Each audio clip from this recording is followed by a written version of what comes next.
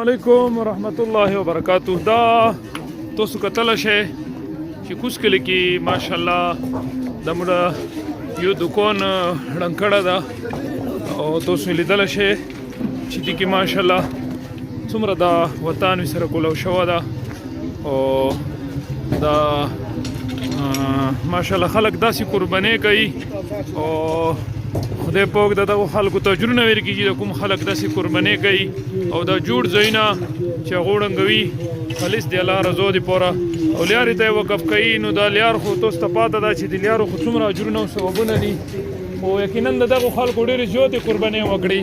الله پاک د دوی ته پر دواړو جهانو باندې اجرونه ورکړي. دا وړه قرباني نه ده، دا ډېره لویه قرباني ده خو یقینا ده چې په قوم کې آګاهي بالکل راغلې ده او ماشاءالله